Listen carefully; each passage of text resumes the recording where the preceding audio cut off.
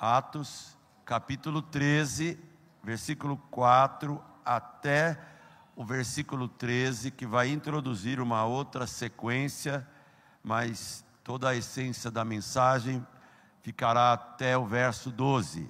Atos, capítulo 13, eu vou ler de 4 a 13. E o tema da mensagem desta manhã: cristãos comprometidos. Cristãos comprometidos. A palavra do Senhor diz assim: enviados, pois, pelo Espírito Santo, desceram a Seleucia e dali navegaram para Chipre. Chegados a Salamina, anunciavam a palavra de Deus nas sinagogas judaicas e tinham também João como auxiliar. Havendo atravessado toda a ilha até Pafos, encontraram um certo judeu mágico, falso profeta, de nome Bar-Jesus, o qual estava com o procônsul Sérgio Paulo, que era homem inteligente. Este, tendo chamado Barnabé e Saulo, diligenciava para ouvir a palavra de Deus. Mas opunha-se-lhes Elimas, o mágico, porque assim se interpreta o seu nome, procurando afastar da fé o procônsul. Todavia, Saulo, também chamado Paulo, cheio do Espírito Santo, fixando nele os olhos, disse: ó filho do diabo, cheio de todo engano e de toda malícia, inimigo de toda justiça, não cessarás de perverter os retos caminhos do Senhor? Pois agora, eis aí está sobre ti a mão do Senhor, e ficarás cego, não vendo o sol por algum tempo. No mesmo instante caiu sobre ele névoa e escuridade, e andando à roda, procurava quem o guiasse pela mão. Então o procônsul, vendo o que sucedera, creu, maravilhado com a doutrina do Senhor. E navegando de Pafos, Paulo e seus companheiros dirigiram-se a Perge da Panfilha. João, porém, apartando-se deles, voltou para Jerusalém. Pai, torna claro esse texto para que o povo aqui que ouvir essa meditação assuma reais compromissos de obediência, porque o Senhor nos deixou um reino inabalável e o Senhor requer de nós um compromisso igualmente inabalável e intransferível. Dá-nos, pois, o privilégio de entendermos o texto pelo Espírito Santo e de colocarmos em prática a Tua palavra, em nome de Jesus. Amém. Eu acho que muitos pregadores, no decorrer da vida, fazem citações de pessoas que eles impactaram, livros que eles leram, pessoas que você conviveu com elas e que marcaram a sua vida. E talvez um dos mais citados por todo pregador que se preze seja um tal de Spurgeon. Ele citou uma frase muito curta, talvez um pensamento dos mais curtos que ele citou, mas que eu vou citar agora. Mas antes de citar, eu queria perguntar: a tua Bíblia está novinha? A tua Bíblia está ainda com as páginas grudadas numa estante? Você tem orgulho de pegá-la e, após anos que você a ganhou ou a comprou, você se orgulha de mostrar para as pessoas que a tua Bíblia está intacta, de tão cuidadoso que você é com ela? Você nunca pegou sua Bíblia para ler após um café com a mão meio engordurada, com um pão de queijo que você comeu? Sabe, aquele compromisso de transformar a Bíblia numa peça de museu. Ninguém pega, está sempre dando um lustro. Olha o que Spurgeon disse: se a Bíblia de uma pessoa está caindo aos pedaços, em geral, seu dono não está. Gostou? Vou repetir. Se a Bíblia de uma pessoa está caindo aos pedaços, em geral, o dono da Bíblia não está caindo aos pedaços. Por que Spurgeon disse isso? Porque aquele instrumento chamado espada, a espada do Espírito, chamado Bíblia, é algo que você manuseia. Aquilo que Paulo disse a Timóteo, que você maneja a palavra da verdade. Se você a maneja com frequência e constância, ela vai envelhecer, ela vai ficar com as páginas amareladas, dependendo, e não é só no Salmo 91, como nos hospitais e coisas assim, não. É de capa a capa, de cabo a rabo, de Gênesis 1 até Apocalipse. Spurgeon foi brilhante, numa frase sintética, ele nos adverte sobre um compromisso constante, eterno. Um outro pregador, falando a respeito de compromisso, F.B. Meyer, ele disse o seguinte: não pense que vai ser estranho o Filho de Deus passar por provação, uma provação de fogo, como se algo estranho estivesse acontecendo. Fique contente, pois quando um fogo vem provar você, é um sinal confiável de que você está no caminho certo. Se em viagem a um país desconhecido, você é informado que deve passar por um vale, onde o sol se esconde, e tomar uma estrada pedregosa, cheia de buracos, com certeza, e você fizer isso e chegar ao seu destino, quando chegar lá, você vai saber que, a despeito das pedras e da estrada não pavimentada, você estava no caminho certo. Então, quando um filho de Deus passa pela aflição, ele não fica surpreso, ele sabe que está no caminho certo de sua jornada. Há um infinito número de crentes que passa a vida ouvindo algumas mensagens que podem torná-lo um mimimi, um bebezinho, uma pessoa que não cresce nunca e quer sempre o aconchego do colo da mamãe e do papai. Na verdade, a alegria de um João Vitor e de uma Sabrina, como foi a alegria de uma Etelvina, por exemplo, é ver o filho crescer e se tornar um homem, uma mulher, pessoa digna, correta, porque alguém que tem um filho que é eternamente um bebê, é porque esse bebê tem algum problema, alguma dificuldade que vai depender e demandar do pai e da mãe cuidados muito especiais. Mas João escreve numa das suas cartas: a minha alegria é ver que os meus filhos andam na verdade. Quando a gente chega em Atos capítulo 13, muita coisa já aconteceu. Muita coisa dura, difícil. Morte de Estevão e o sacrifício, a espada de Tiago, perseguição, morte de Herodes, muita coisa. A dispersão, todo mundo indo embora do centro do evangelho da época, que era Jerusalém. Muitas coisas aconteceram e a igreja foi se espalhando para que Atos 1:8 se cumprisse, os confins da terra fossem alcançados. Ser um cristão comprometido quando tudo vai bem, talvez seja até uma mentira, porque quando tudo vai bem, a gente pensa que temos de Deus um tratamento privilegiado, um tratamento exclusivo, de filhos mimados. Deus não tem filhos mimados, Ele tem filhos íntimos, que têm intimidade com Ele. A esses Deus revela os seus mistérios, seus segredos, e por incrível que pareça, é a esses que às vezes Deus trata com mão firme, Deus disciplina, Deus espreme, Deus prova, Deus testa, para que a fé provada, uma vez confirmada, se mantenha firme a despeito de qualquer coisa. E é o que acontece aqui.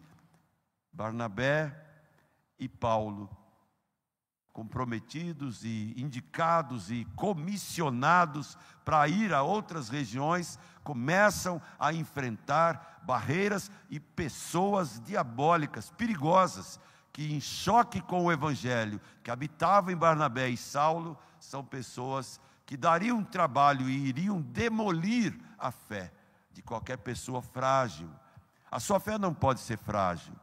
Porque senão, um vento de doutrina, um vento de mundanismo já vai levar sua fé para o ralo.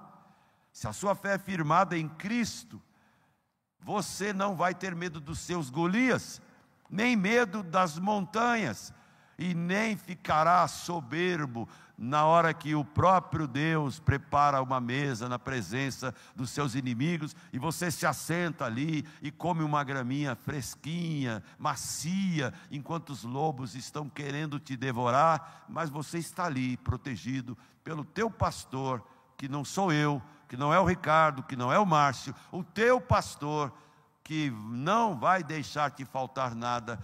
Uma hora ele vai te guiar para pastos verdejantes e águas tranquilas, mas uma hora ele vai contigo no meio dos vales, onde os lobos estarão à espreita, mas você vai dormir, vai comer, vai se levantar, vai enfrentar suas lutas, olhando e sabendo, eu vou vencer, porque em Cristo eu sou mais que vencedor. Não me isentarei e nem vou pedir que Deus me coloque numa redoma, para que eu jamais seja questionado e nem provado. Não vou pedir isso.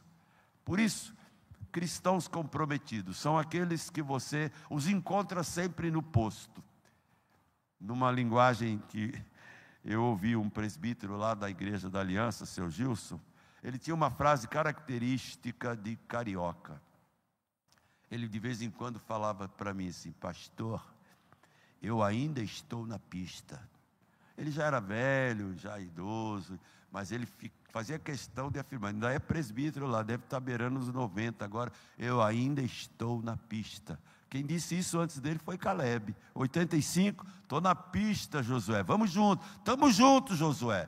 O resto já caiu no deserto, mas ainda temos um compromisso de conduzir a igreja.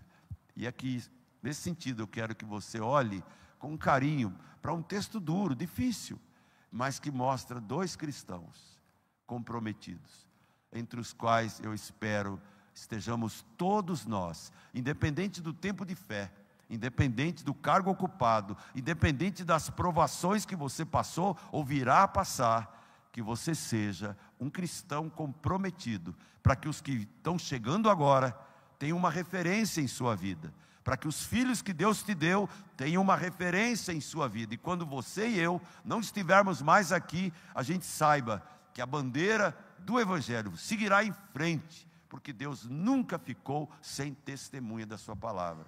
Então, quem são os cristãos, ou como são os cristãos comprometidos? Como é que eles vivem? Como é que eles agem? Com o que eles estão comprometidos? Em primeiro lugar, são cristãos comprometidos com a agenda do Espírito. Verso 4.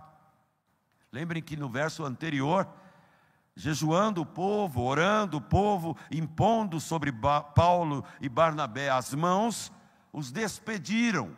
E o texto continua dizendo agora no 4, enviados, pois, pelo Espírito Santo, desceram a Seleucia e dali navegaram para Chipre, terra natural de Barnabé.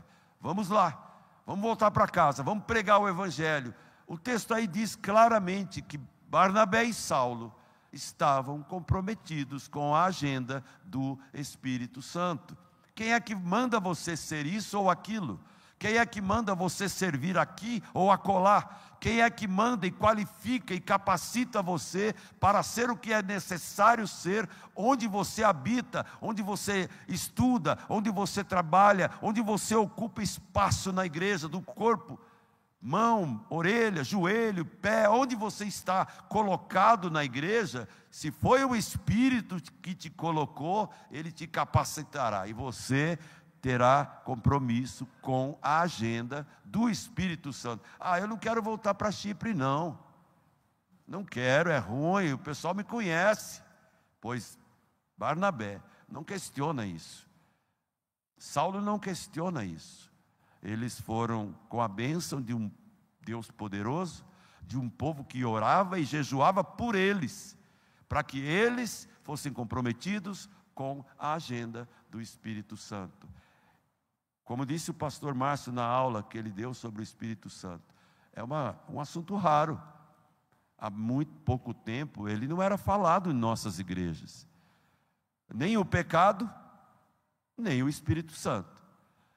É engraçado, né, que O Espírito nos convence do pecado, da justiça e do juízo, e nos regenera, nos libera, nos santifica e nos devolve para o reino, capacitados para frutificarmos, para sermos cheios dele, capacitados a produzir frutos, a vivenciar dons poderosos que são úteis para a igreja.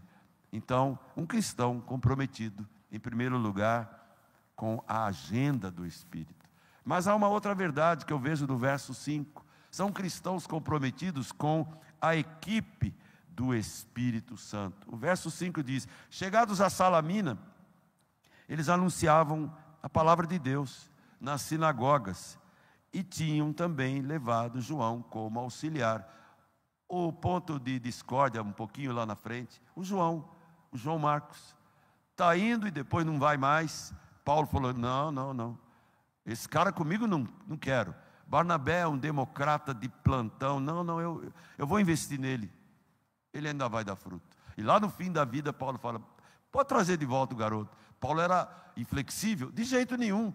Ele era mais extremista e conservador do que João e do que Barnabé? Sim, Barnabé era o rei da diplomacia, da democracia, seria um maravilhoso presidente para o Brasil.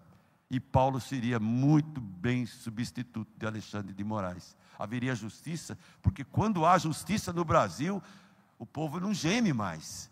E aqui a gente tem dois bons exemplos, que eram parceiros. E aí a gente vê o acréscimo de João Marcos. Por quê? Cristãos comprometidos são comprometidos com a equipe. E numa equipe, ninguém é igual a ninguém. Irmãos, estava comentando com o pastor Márcio. Na hora que o pastor Ricardo foi abrir o cenário do culto aqui de adoração, eu falei: para que microfone para esse cara? A turma já recuou. É o jeito, é o estilo. O cara tem um megafone no peito e uma fogueira na alma e um trovão na garganta. A equipe do Espírito Santo também às vezes tem um que fala: o Pedro é o irmão que fala manso, tranquilo e tal. Não sei como ele é lá tratando a Leila em casa, não sei. Tomara que seja assim também. Mas isso é maravilhoso, irmãos. Nós somos uma equipe. E numa equipe é bom ter time. Um segura a bola lá atrás, o outro distribui no meio de campo, o outro corre pela direita, o outro cabeceia. Porque se for um só, chutar no escanteio, vir para a área, cabecear e fazer gol, impossível, não dá. Por isso a gente tem aqui um Barnabé, um homem da consolação, um Saulo profundamente conhecedor do Evangelho aos pés de Gamaliel, aprendeu muito, e Cristo o capacitou de maneira a ele escrever 13 livros. É uma equipe fantástica essa.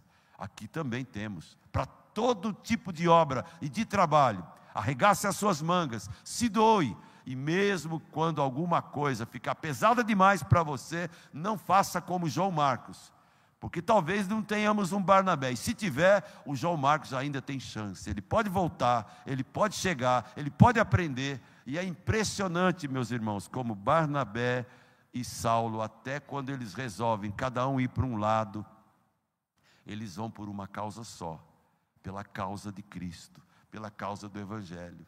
Cristãos comprometidos também, não só com a agenda do Espírito, não só com a equipe do Espírito, são cristãos comprometidos com a mensagem do Espírito.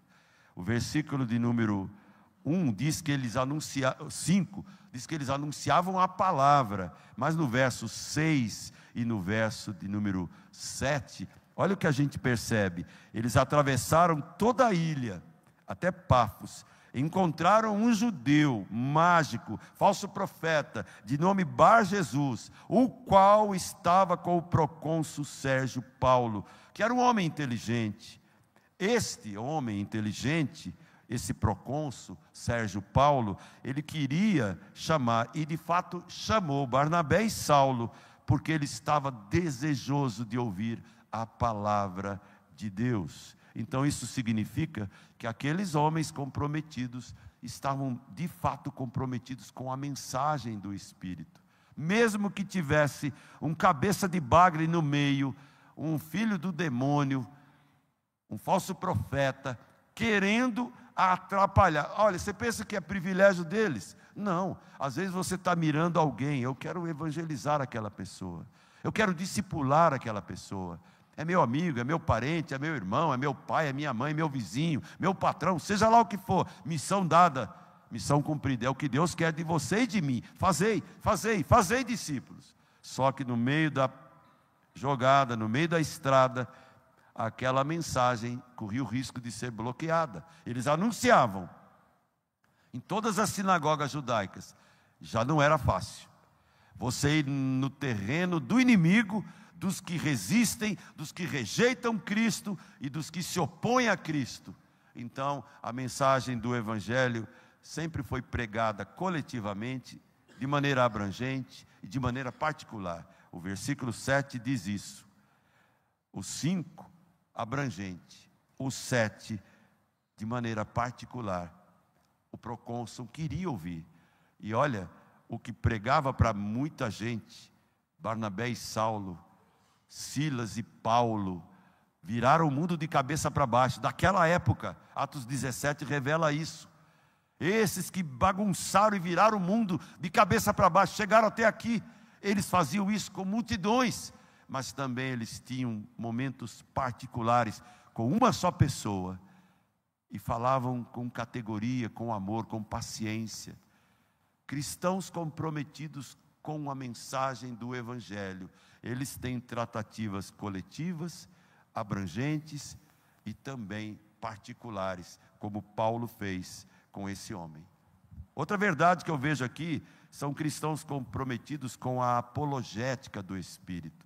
O que seria isso? Irmãos, todo verdadeiro crente é um guerreiro. Ele é um apologeta, um defensor. É alguém que briga pela causa, que briga pela mensagem.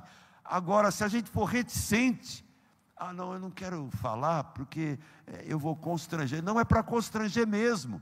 Paulo disse a Timóteo, olha, pregue a Cristo e cumpra o teu ministério cabalmente. E às vezes essa pregação, essa mensagem é num ambiente de discussão apologética, onde alguém do outro lado crê diferente e resiste a você. Olha só, que cristãos comprometidos estão também comprometidos com a apologética do Espírito. Do verso 8 ao verso 11 é o que a gente vê. Primeiro, a gente percebe no verso de número 8, defesa e enfrentamento da oposição. Dá uma olhadinha no verso 8. Diz assim, Elimas se opunha, ele era mágico, e ele procurava fazer o quê? Afastar da fé o procônsul. Irmãos, você vai e planta. Jesus disse, o semeador saiu a semear. Uma parte caiu na beira da estrada, outra parte caiu em terreno pedregoso. E aí, só aquela que caiu em bom terreno frutificou. Então há um inimigo que quer tirar a semente lançada, há um opositor que não crê no que você prega e quer desfazer o que você ensina. Elimas, o mágico, fez isso.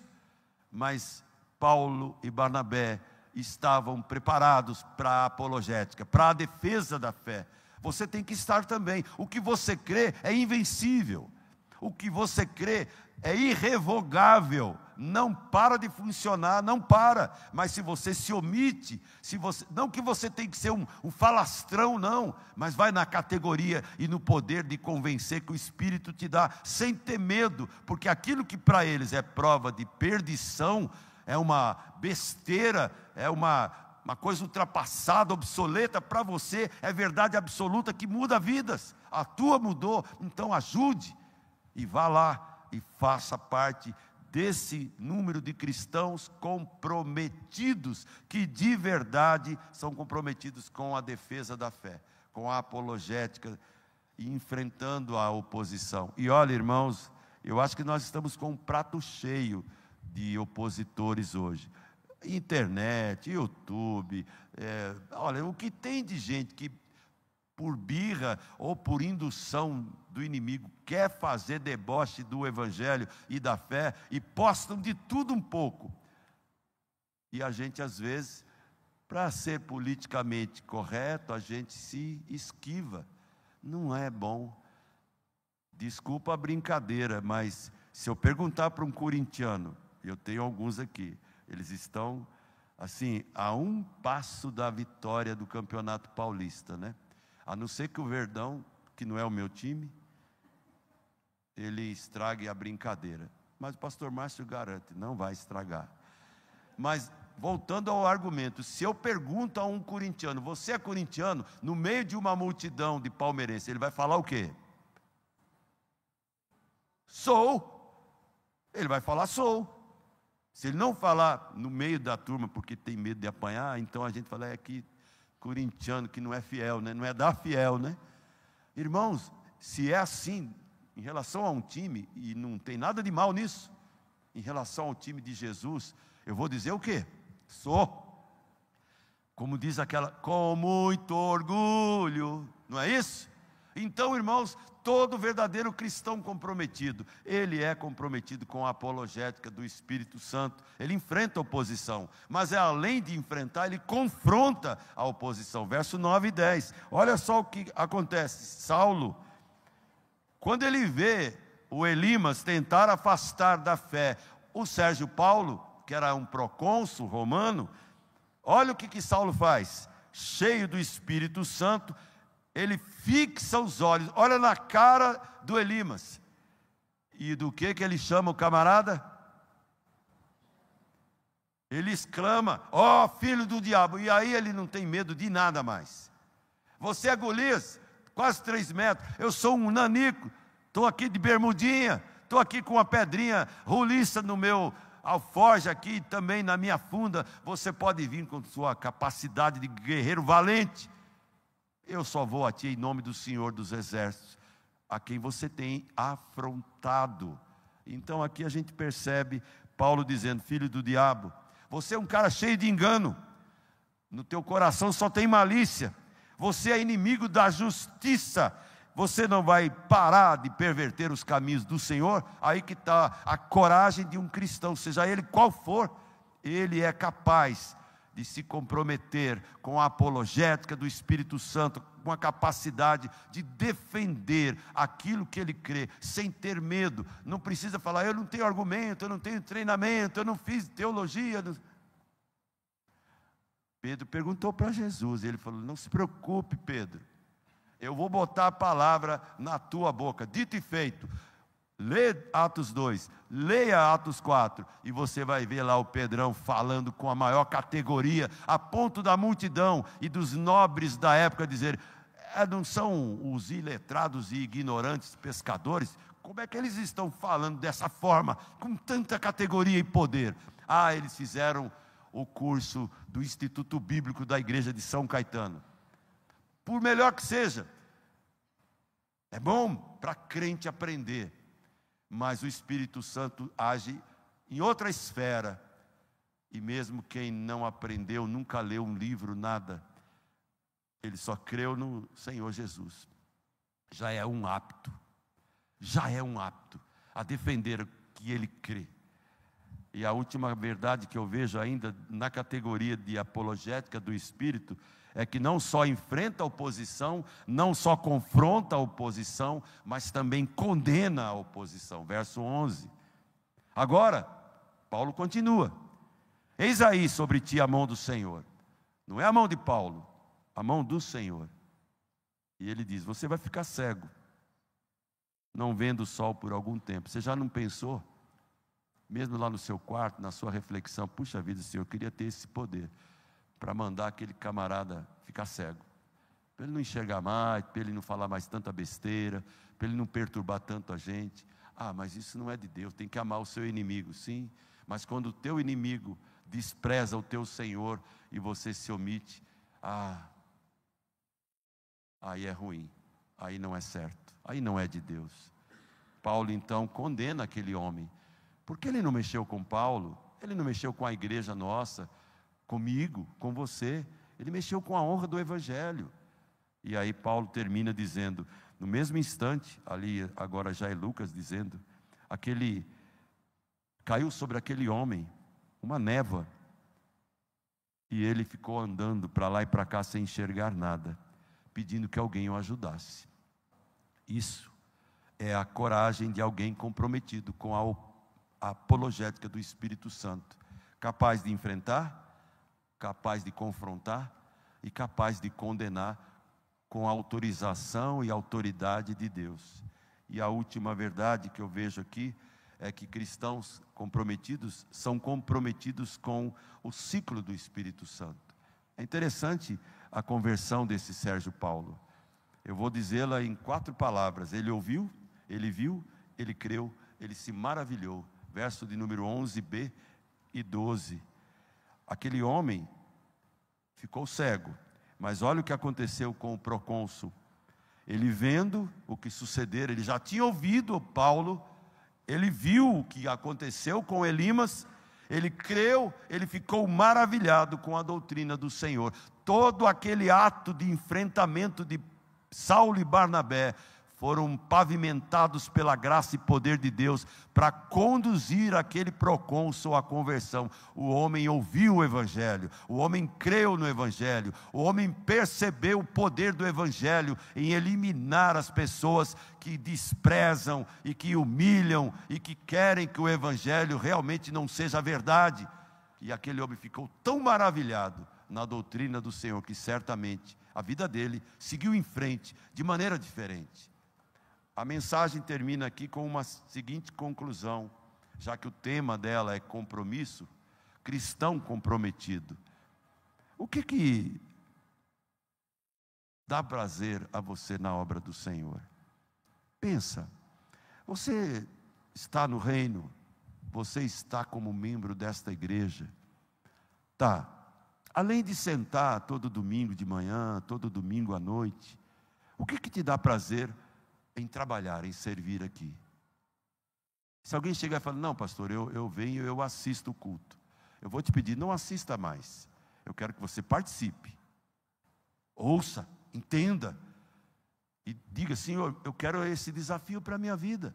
O que te dá prazer? Com o que você tem se envolvido? Pergunta 2, você está se comprometendo com o que no reino de Deus? Aqui, onde Deus te plantou. Eu gosto muito de um personagem da história, que foi missionário e morreu na China, mas antes foi um grande campeão olímpico, Eric Liddell. Uma frase dele diz tudo sobre ele. Deus me fez veloz, e quando eu corro, eu sinto o prazer que Ele tem. Olha que bonito. Deus me fez um camarada veloz, e quando eu corro, eu sinto que Deus está contente comigo.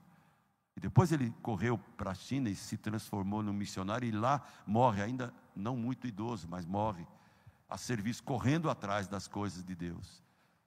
Outra frase, Abraham Maslow disse o seguinte: o músico tem que fazer música, o construtor tem que fazer construções, o artista precisa se dedicar à sua arte, o poeta precisa escrever. Caso você pretenda ficar em paz consigo mesmo, você precisa imitar Cristo. Essa é a sua obra, esse é o seu ministério, a sua missão. Eu termino assim, dizendo algo que para mim é contundente. Não sei quem escreveu essa frase, mas é contundente para mim. Eu prefiro fracassos naquilo que amo a alcançar sucesso naquilo que eu não amo.